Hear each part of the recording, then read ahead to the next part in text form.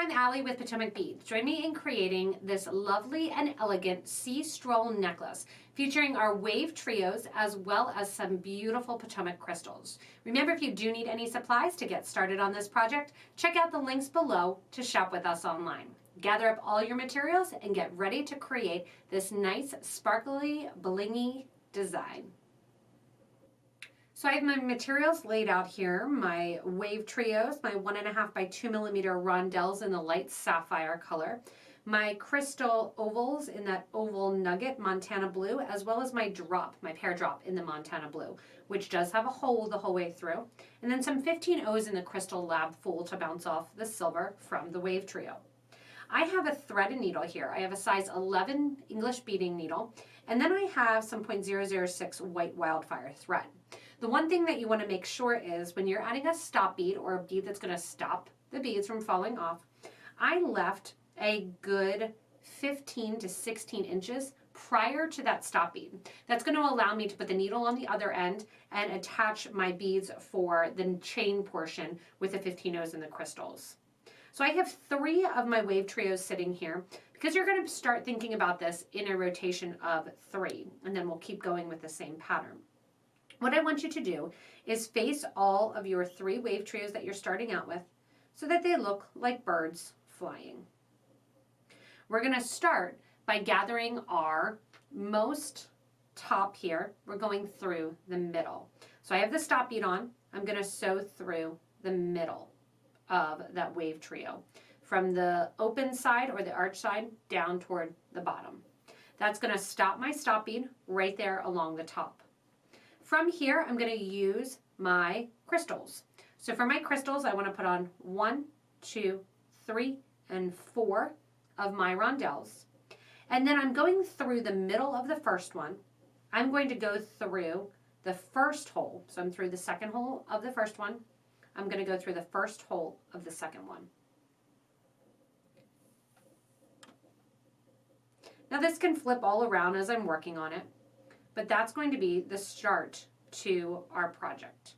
When I'm coming out the bottom hole of all of my WaveTrios, I want to pick up some of my crystals as well as add my drop. To do so, I'm going to pick up one of my crystals, then I'm going to pick up one 15O, one more crystal, and then add my drop. To hold my drop in place here at the bottom of the piece, I want you to add 3 of your 15O seed beads to act as a little picot trim or a triangle at the bottom. You're going to sew back up through that crystal as well as the rondelles and the seed beads above it, all the way back up through this whole line of beads till you're out the top. When you come out through the top, you want to make sure that you're not sewing through your stop bead and you're just sewing through the WaveTrio. Give it a nice tight pull so that goes into a triangular bottom. And then we're going to skip over to the next hole, or the third hole in our first WaveTrio. To do so, I want you to add 1, 2, and 3 of your 15O seed beads onto your needle, and then 1 of your rondelle crystals. From here, we're going to go down through the third hole in that first WaveTrio. Those seed beads will lay along the top of the arch there, and the crystal will just be some added color right before we go into the WaveTrio. From here, we are going to go through the WaveTrio, add 1, 2, 3, and 4 rondelles. Coming out of hole number 3 on the first one, we're going to go into hole number 2 of the second one. Once you come out of hole number 2 of the second one, you're going to add 4 more rondelles. 1, 2, 3, and 4. Once you add those 4 rondelles, let those drop down next to your project. And then you're going to pick up your next WaveTrio. Again, through hole number 1. So you can see how it's kind of progressing here, that you went through the center hole and came out hole number 1. Now I went from the first hole to the second hole, or sorry, the third, second, first hole in order. Grab your rondelle, your 15 rondelle, one of those oval nuggets, 3 of your 15-0s to do that little picot trim triangle at the end. And then again, we're going to sew back up. Now, just like we did with the first one, we're going to stop after the middle hole. So we're not sewing back up to the top here. We're going to sew back up through the oval, back through your crystals, as well as that 15, back through that WaveTrio, through the first 4 crystals, and then out the WaveTrio without going through the next 4 crystals. Give a nice tight pull, making sure those seed beads at the bottom get scrunched up into that triangle. If you need to, you can kind of pull it out a little bit, pull that middle one, and give a nice pull so it gets to be that fun picot trim. Set it out over the top, and then when I'm coming out through the middle bead here, just like I did the previous one, 3 15s get added, followed by 1 of my rondelles, and then down through that 3rd hole of the 2nd WaveTrio. That is our pattern that we're going to continue to follow as we go on to the next bead. So here I'm going to come out of my 2nd WaveTrio, add my 4 beads, 1, 2, 3, and 4. Then I'm going to sew down into the 2nd hole of the next WaveTrio. So I'm going backwards from hole number 3 to hole number 2.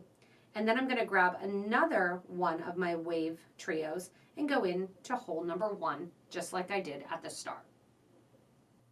Once you get on a total of 5 of your WaveTrios, rather than putting on a 6th one here, I'm coming out through the 5th WaveTrio through the middle hole.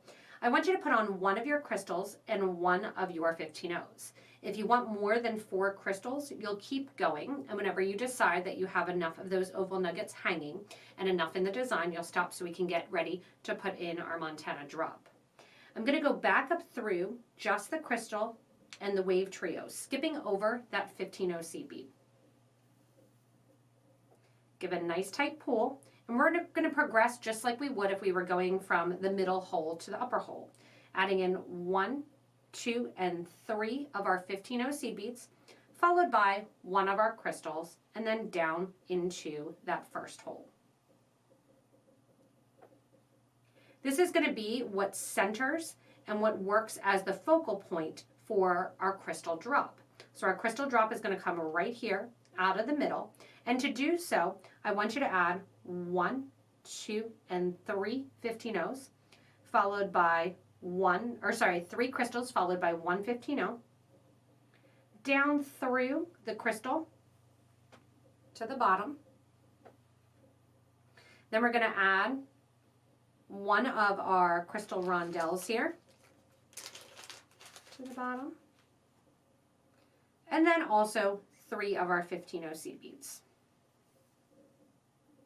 I want you to take your thread and needle back through that crystal as well as through the crystal drop and back up toward the top.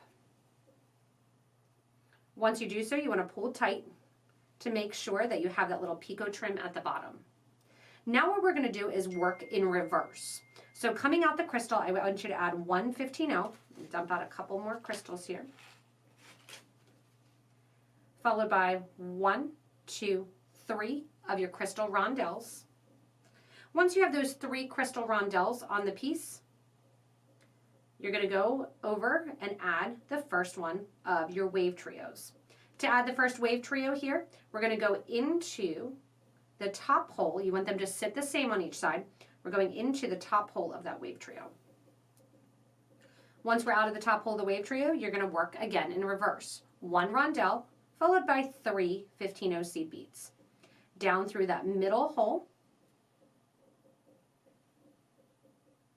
Give that nice tight pull there. When you're coming out the middle hole, 1 crystal, 1 15-0. Back up through the crystal and through the WaveTrio and out.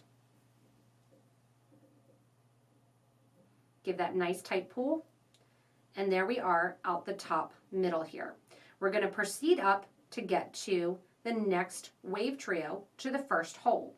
So once you're coming out the center here, to go ahead and add 1, 2, 3, and 4 of your WaveTrios. Or sorry, 4 of your crystals, I'm sorry, prior to the WaveTrio.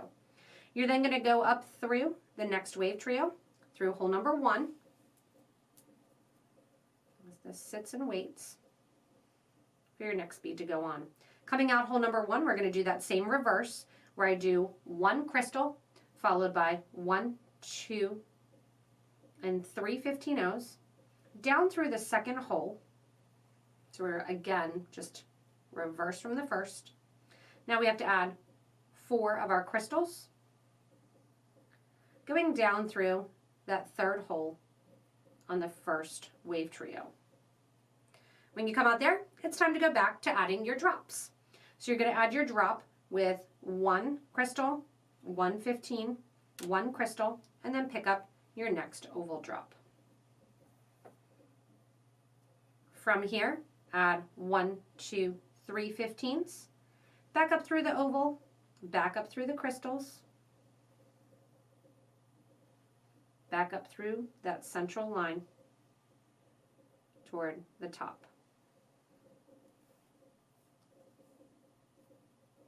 Give it a nice little tight pull. And that's going to be the start for the pattern. From here, coming out the middle, I need to get ready with my next one of my WaveTrios to add on and go through hole number 1.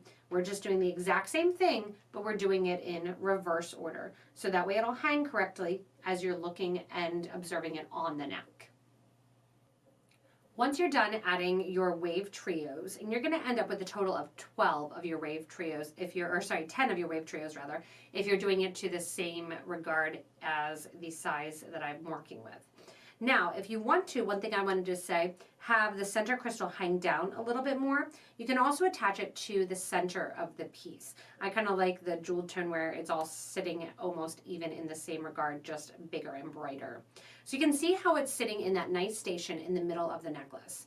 Now what I'm going to do is I'm going to add my crystals and my seed beads along the side to get to my clasp. So a chain basically of crystals along the sides of the necklace.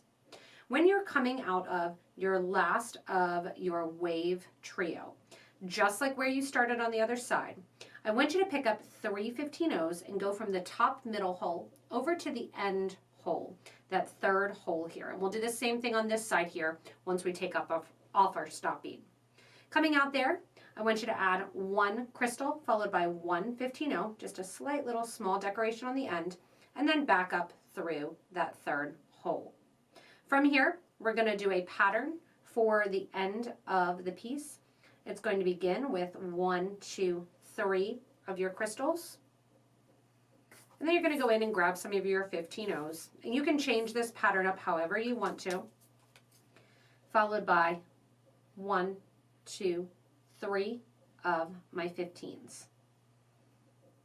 3 of my crystals, followed by 3 of my 15s, because I want it still to be really, really blingy on the back side of the piece as well.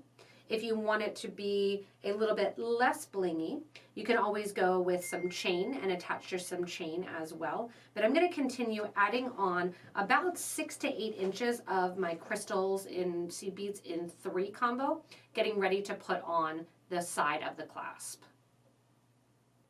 Once your necklace is to the length of your choice here, you can see I've already done one side.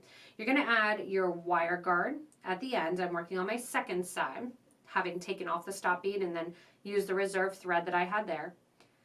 Go down through the other side of your wire guard, and I'm going to simply pinch those ends together just ever so slightly so they're almost touching. From here, make sure to slide on your split ring, jump ring, clasp garden clasp, lobster clasp, whatever you're working with. I'm going to slide that jump ring into that center there. And if you are working with something a little bit thicker, wait to do that little pinching until you get your wire guard on.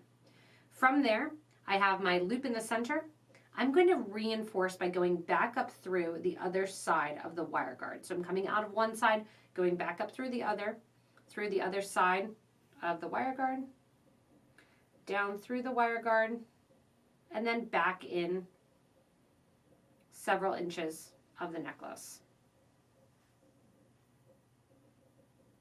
I'm going to go back through, and I'm always going to tie off my thread. I'll do several places where I tie the thread.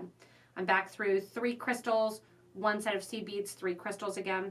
I'm going to take my thread and go underneath the piece, making a loop, sewing through the loop once,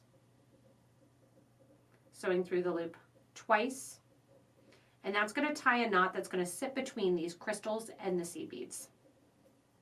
Nice tight pull. And I'll do this 2 more times. Always again after the crystal section, because that's a natural break. I don't want to do it between the crystals because then it might make your piece sit a little funky or kinked along the sides. I'm going to go a tiny bit further, making sure also that you're not, when you reinforce going back through here, that you are not missing any beads, because that also will make it sit a little funky. Once I'm out through my next set of crystals, then make sure I'm not going through any of my seed beads, just my crystals. Come on out. Do another sewer's knot there underneath the piece, making a loop. So once through that loop, give a nice tight pull. Do another one here, going underneath the side, through the loop here, once, twice, nice tight pull, and then down through the seed beads as well. I'm going to separate my thread and needle, going out down a little bit further, grab my thread zap or thread burner, leave just a tiny bit of a tail so I can burn that flush against the project to finish up my Sea Stroll necklace. As always, thanks so much for joining me in creating this lovely Sea Stroll design. Remember, if you want to make any of the designs, you can always check out below the video to links to shop with us online at PotomacBeads.com as well as PotomacBeads.eu. Don't forget also to like the video as well as subscribe if you haven't yet. I noticed a lot of you don't subscribe, and we really want to build up this amazing crafting beading community. Remember, you can also post your own original designs in our Facebook group for beading and jewelry making. I would love to see all of your variations in the design ideas for the Sea Stroll necklace. As always, thank you so much for watching and enjoy your new elegant blingy necklace.